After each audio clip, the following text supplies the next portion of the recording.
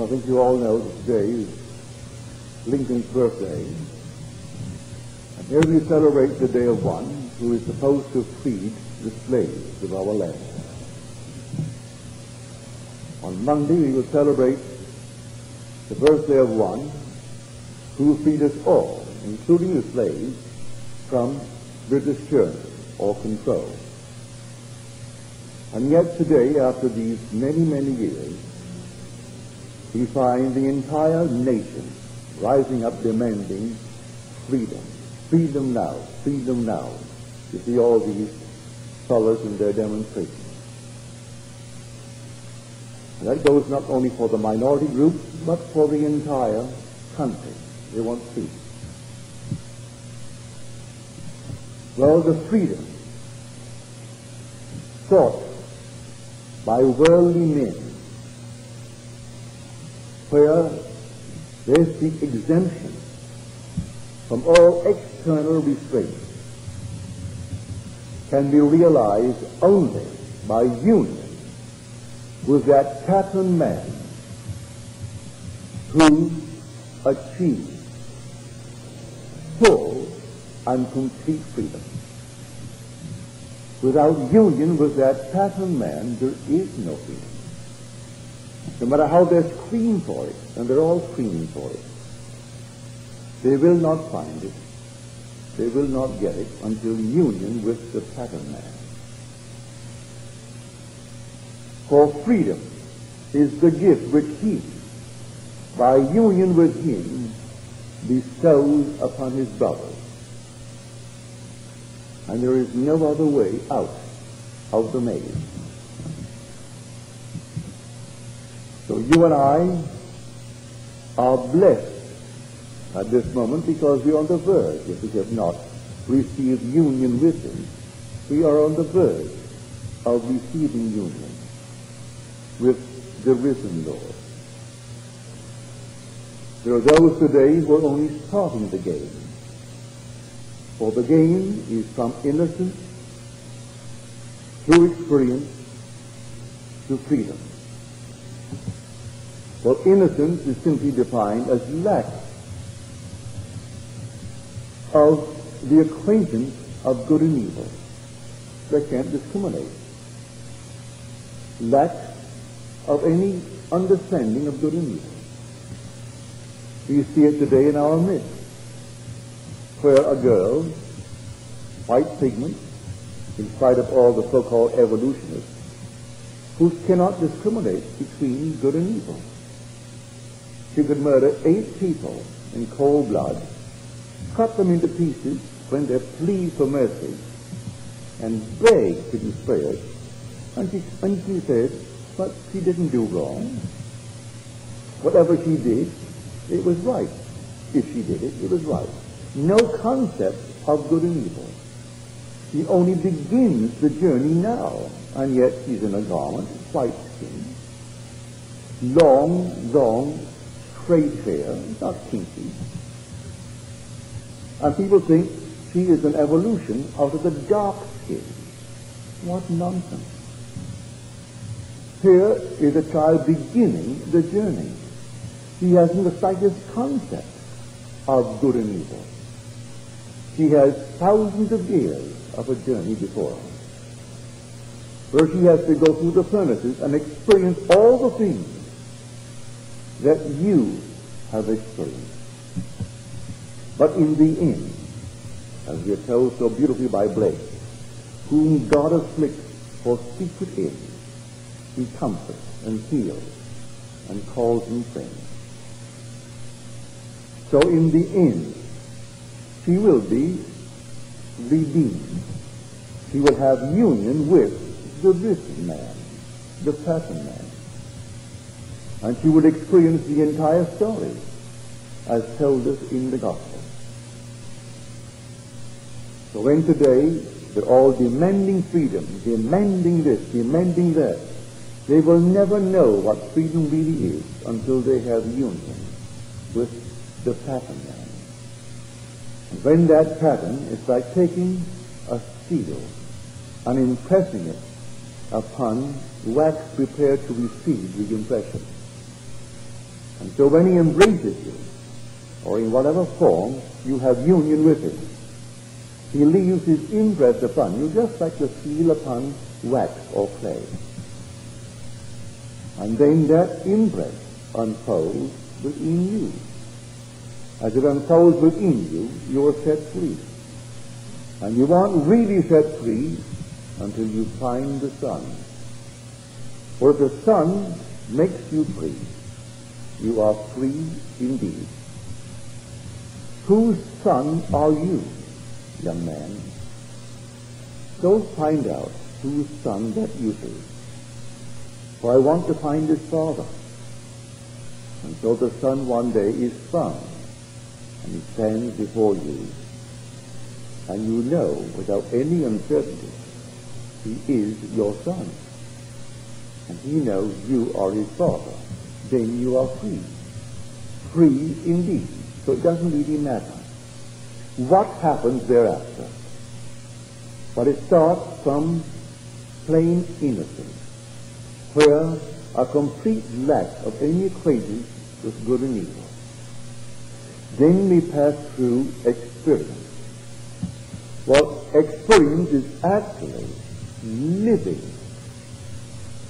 through something, so that we now know it firsthand, rather than by hearsay. We all lived through that experience last Tuesday morning. Now, our friends called us. We had 12 calls from the east. New York, Cincinnati, Jersey, and so on, to ask about us. Well, we can tell them nothing happened. A few things were broken, not much. No damage to the house. A couple of pieces of china, a few vases, and of course the things that fell off the wall, we could always put them back. But there's really no damage. But we had the experience of the shake.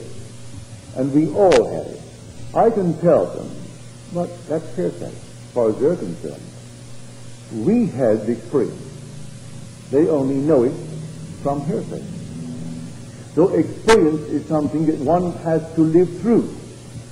To experience is to actually live through something, so that you have a first-hand knowledge of it, rather than have someone tell you about it, so that your knowledge of it is only hearsay. You're not a witness if it's hearsay. And freedom is simply liberating the slave. It's really self-realization. It is a complete self-fulfillment in a spiritual sense. And when I speak of self-realization, I'm not speaking of any organization that calls itself a self-realization. I'm speaking about actual self-realization. When you discover who you are, and you will never in eternity discover who you are until the Son stands before you. And then you know who you are. And then you are set free. For bear in mind, it was God who was crucified. It was God who was buried. It was God who rose from the dead.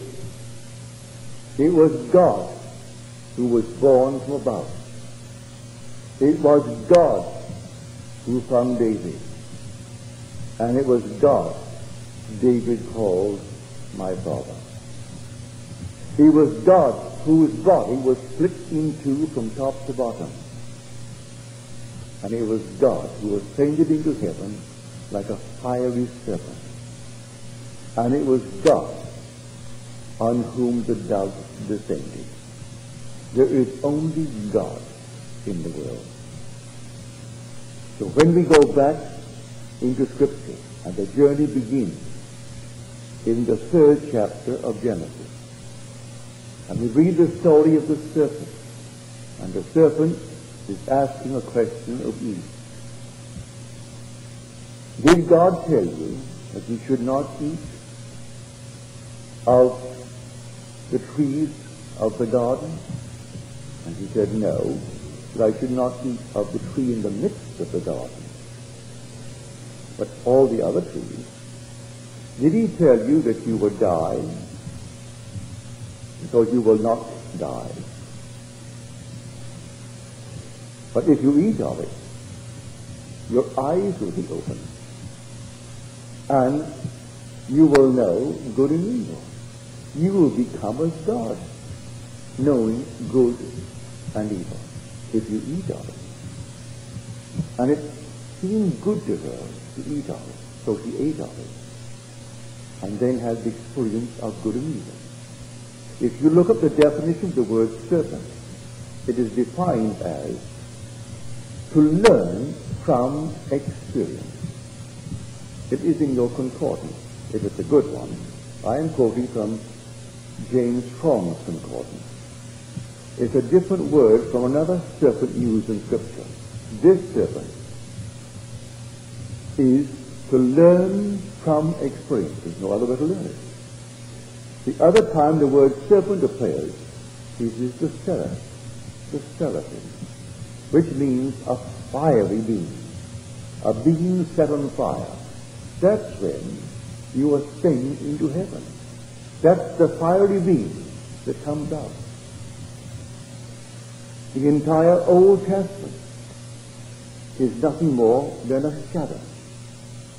It is an adumbration, the foreshadowing of things to come. The New Testament is an acted parable.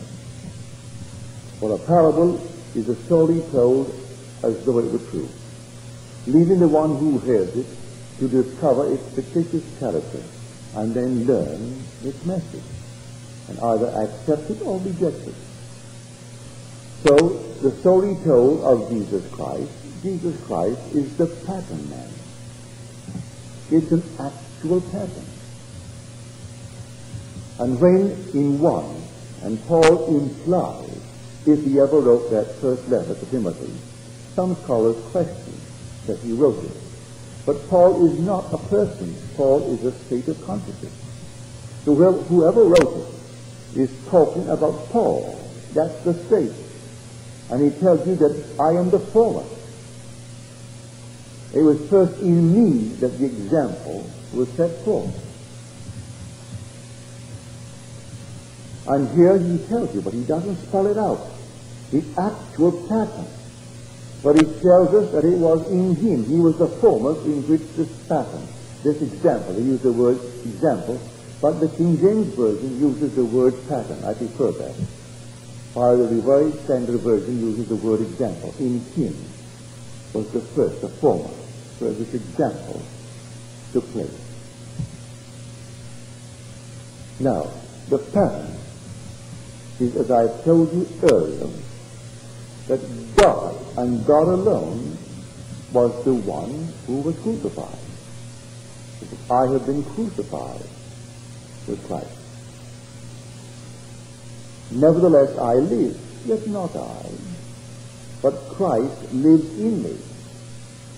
And the life I now live in the flesh, I live by the faith of the Son of God who loved me and gave himself for me.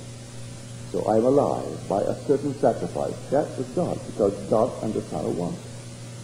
In this sense. So here, I am that Son, because all the sons to form God. And we the sons came down into this world. And here I am crucified on this garment, the only cross that God ever wore. And I am buried in the tomb of this garment. And in that tomb, as told me in the 8th chapter of Ezekiel, I have made, oh, what horrible images I have engraved upon the interior of that tomb. If you read the 8th chapter of Ezekiel, and he said to the Son of Man, make a hole. And so I made a hole. Now he said, go in and see what the elders of Israel are doing. I went in, and I saw all these engravings upon the interior of this wall. And they made horrible things. And they worshipped beasts, birds, and horrible things. That's what everyone does in this world, rather than to fall in love with the pattern, but they didn't know the pattern. Now the pattern has been sent to you. The pattern has appeared in actual living reality. Will you accept the pattern? And the pattern is, give up all these things that formerly you worshipped and thought that they would save you and they would do this for you, and fall in love with the pattern. For Jesus Christ is the pattern man. And one day you are embraced by the pattern, which will be male. The other could be in another form of embrace, but it's the same impression left upon the one embraced, left upon the one that was embraced in love. And so when the act is over, he is sent into the world, and then during this journey, this impression unfolds within the individual who was embraced, on whom that impression was made, like the seal on wax. And then you know who Christ is. For Christ comes to us as one completely unknown, yet one who, after the embrace, lets us experience who he is. And we experience it in ourselves, and it's not a he anymore. I am. So the whole thing is all within the individual. And he unfolds the entire story as told us in Scripture. That's the only freedom that man will really ever truly enjoy.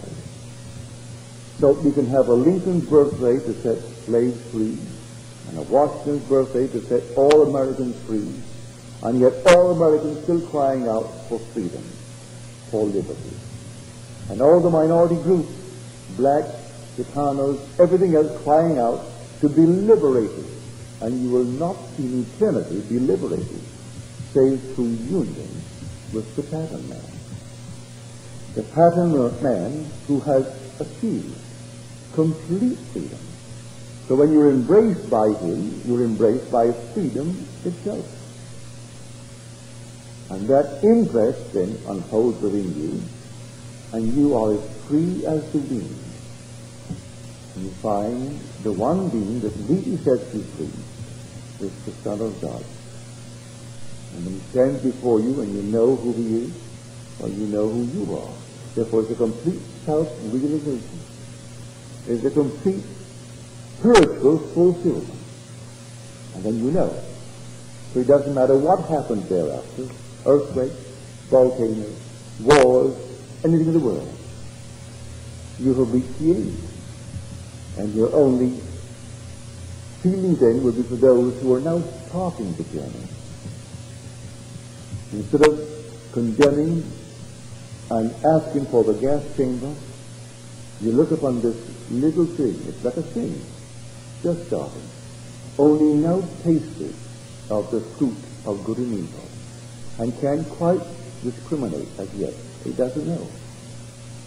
And here it is placed for 6,000 years of a horrible sin. But as Blake said, do not let yourself be intimidated by the horror of the world.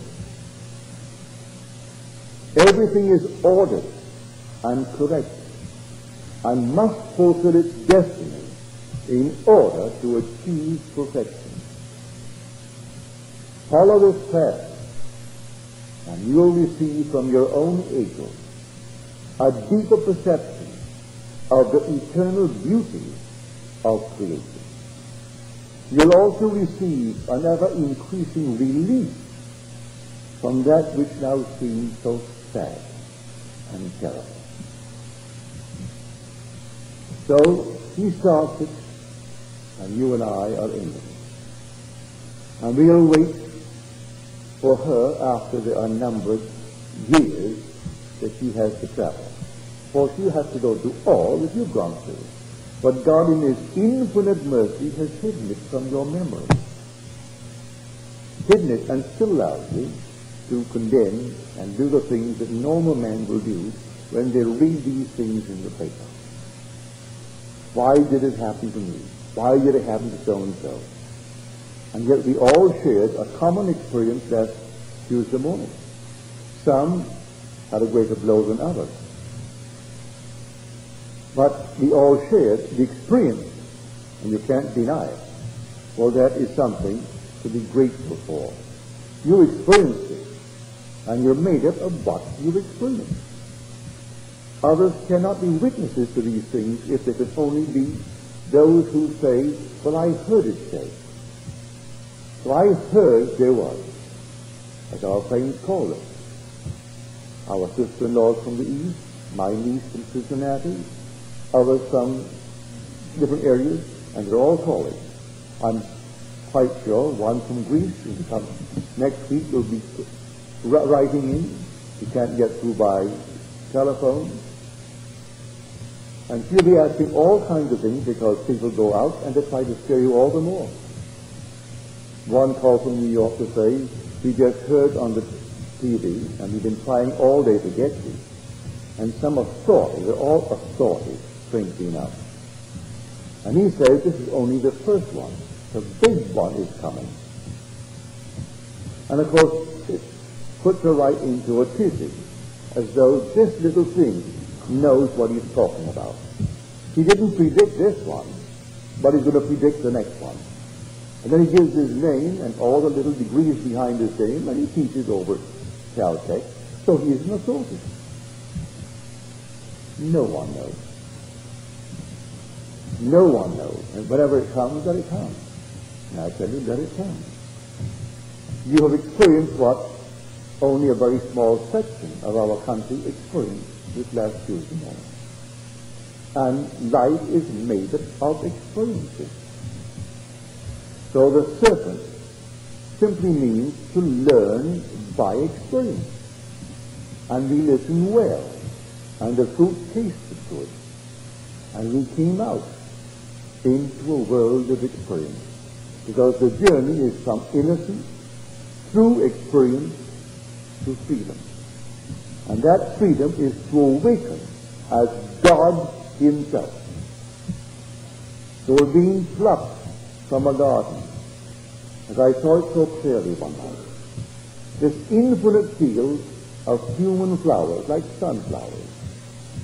And yet I knew, as I looked at them, and they were so beautiful, I knew that I enjoyed a far greater measure of freedom than all of them put together. For there they were, beautiful, and seemingly perfect forever. If one smiled, all smiled. If the wind moved one, it moved all in the same direction. Whatever one did, all did. And I felt myself free to do what I wanted to do. I could walk if I wanted to. I could turn around if I wanted to. I was not moved by a chorus. And there was simply a chorus, all moving in unison. And I had been plucked before that. And I ate of the tree of knowledge, of good and evil, and came out into a world, and started, and the first act was murder. And Cain killed Abel. And he did it through jealousy. And here is an act of jealousy. He envied their position in the world, envied their wealth, envied what they had, and felt no remorse in killing, but none whatsoever, even to this moment. But he just eaten of the tree of knowledge.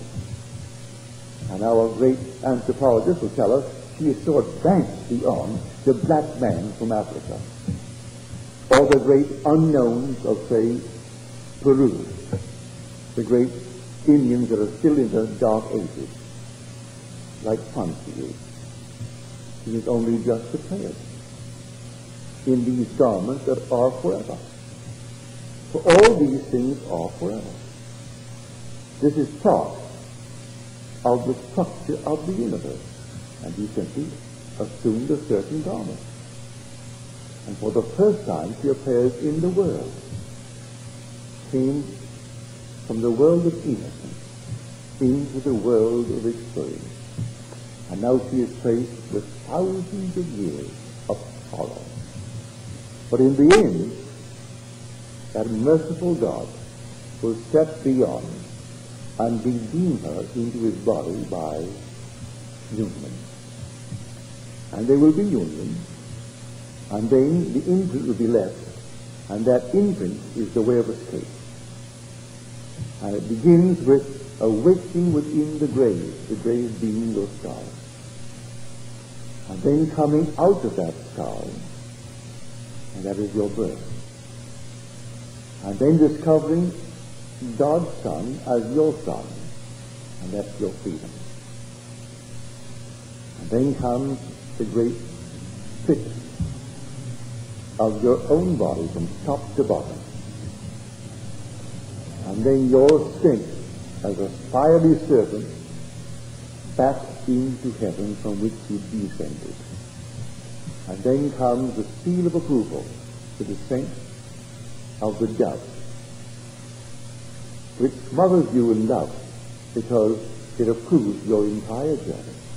And all will return. So here, you are at the end. I can tell you that. You are at the end. And he is at the beginning. And so all that you can really pour out for is nothing but compassion. Pity. Because he's beginning what now you're ending. You've gone through it, you've done the same thing. And so what I quoted earlier from that statement of Blake as he revealed it to one called Max Beckman. When he envisioned, Max Beckman saw him and hailed him. And so there was that great genius. And he waved to me and hailed him. And then he said, do not let yourself be intimidated by the horror of the world.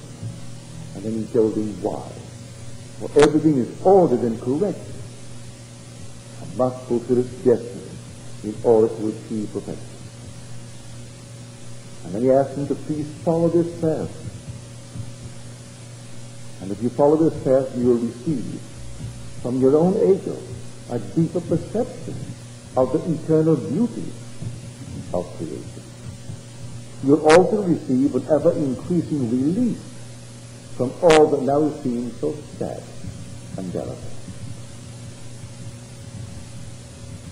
So here, we celebrate Lincoln's birthday, but you and I are searching for, and some of us have already found, the real one who set this free.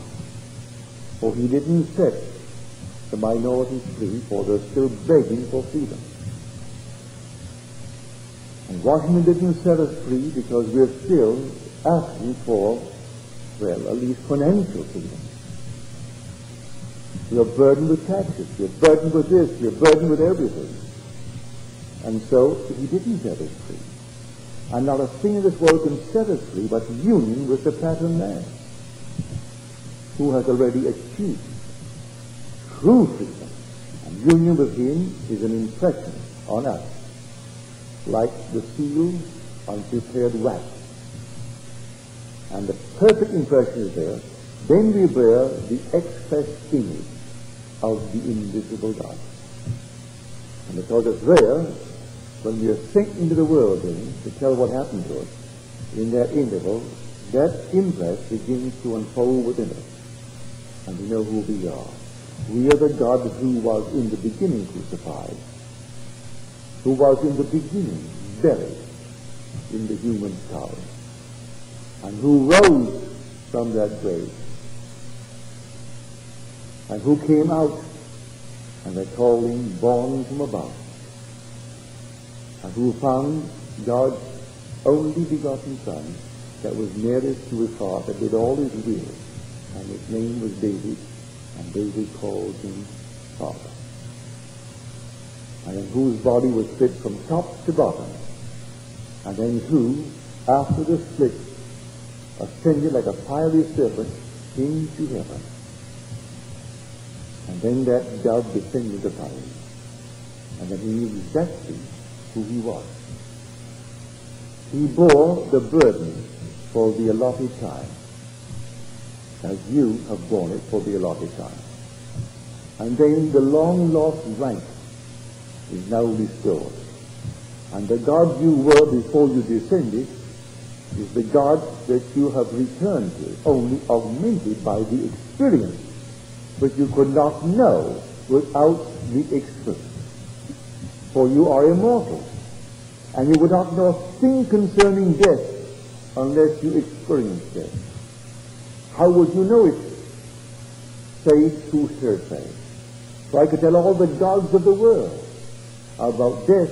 What would they know about death? They are immortal. They cannot die. But you and I came down and experienced death. We go back augmented, beyond the wildest dream of what we were prior to our descent. For we have experienced death beyond speaking from hearsay. We are experiencing things, and therefore we will speak as true witnesses. I can't be a witness unless I can speak from experience. I go back as a witness to my victory over death. So that's what we are this day in this wonderful world of ours. So, this symbol of freedom, and everything in the world is a symbol anyway. Lincoln is but a symbol of the freedom of minorities. Washington a symbol of the freedom of a nation from a foreign control.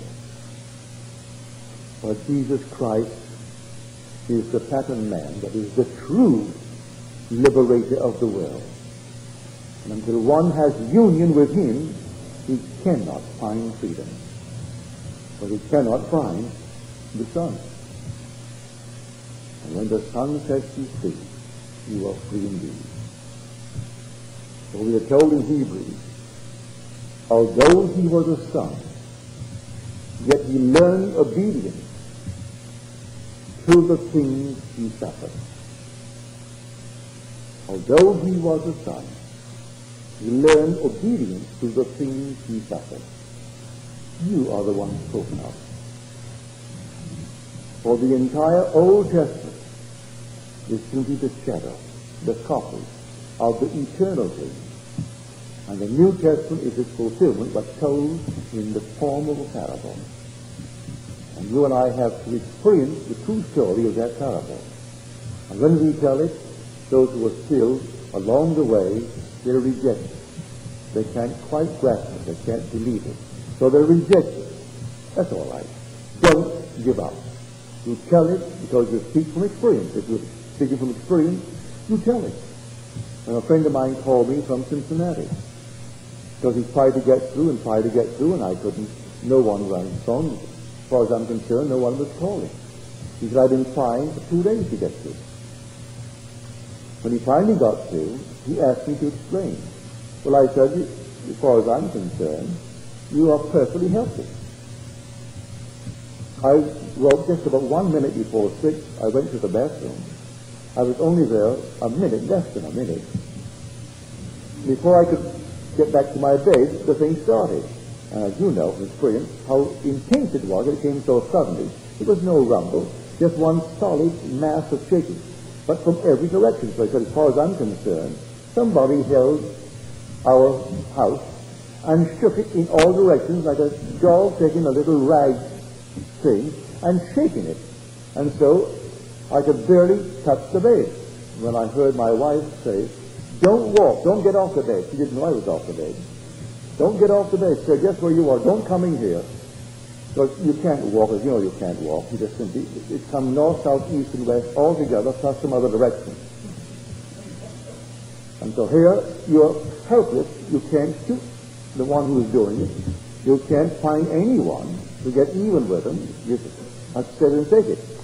You're taking something, and you can't find that culprit who's doing it.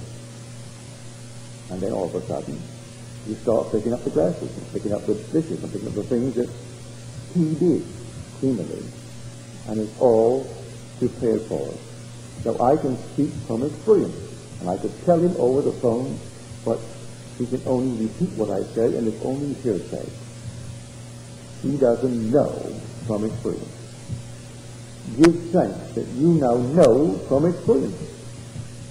Memory one day will return, and the entire horrible drama that you've gone through, playing the actor in it all, sometimes the victim, sometimes the culprit. You play them all, and at the end you come out, and because you played them all, you forgive all. But it took all to awaken you to the being that you really are. For the purpose of this whole journey is to awaken us, the sons, to fatherhood. That's how the Father rises to a higher level, by taking his sons who comprise him and putting them through the horrors of the world, which is himself, because he's made up of his sons. And then putting us through all that we go through, he, the one Father, comprised of the sons, is lifted to a higher level. And we have expanded beyond the wildest dream by the experiences in this world of horrors.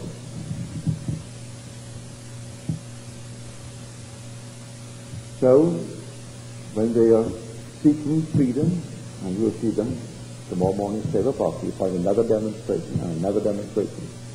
And this one wants freedom and that one wants freedom. And you ask them, what do you mean by freedom? They can't tell you. They mean freedom from external restraint. Freedom to do anything they want without any restraint. And there is no such freedom until union with a certain man who is all love, who would hurt nothing in the world. Until that union takes place, you will never enjoy the freedom that you are seeking, which is complete freedom from all external restraints. And you'll find them whether by a minority group or any other group in the world. Fortunately for me, I have never called myself one among the minority. I came here as a stranger to America, but not from the day I landed did I ever think myself other than one with America.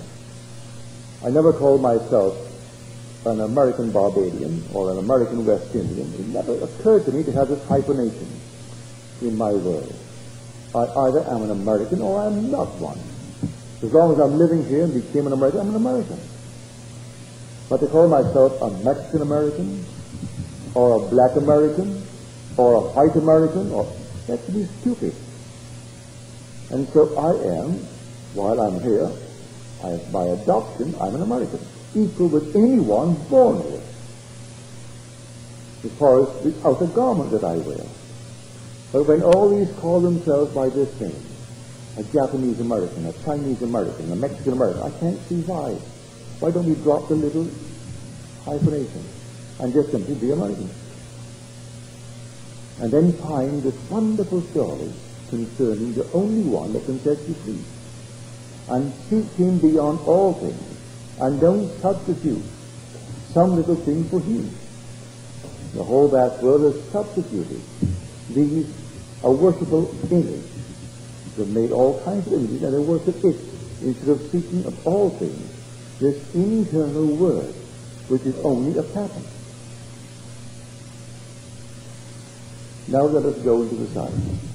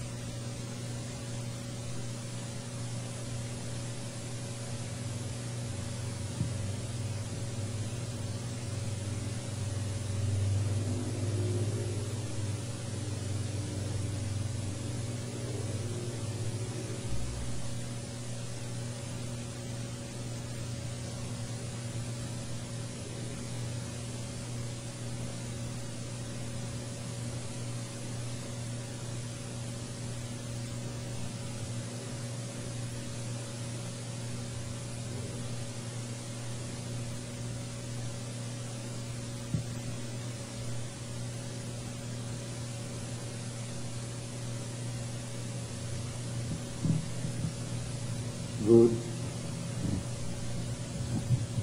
So are there any questions, please?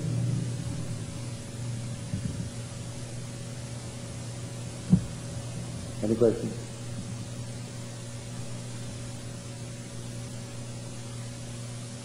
Yes, sir.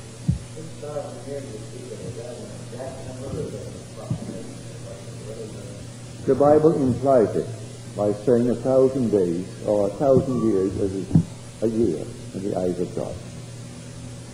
And if he took 6 days in which to form his image, well then we conclude it's 6,000 years for the journey. But it's not stated definitely in that manner. Implied in Peter's letter and in the first chapter of Genesis on the 6th day. When Peter tells us that one day in the Lord's vision is equal to 1,000 years of making. It is implied.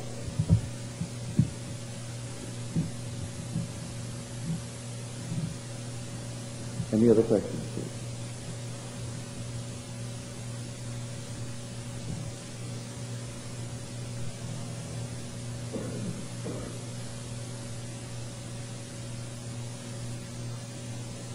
If there aren't any other questions, well then, we'll call it a day. Thank you. Good night.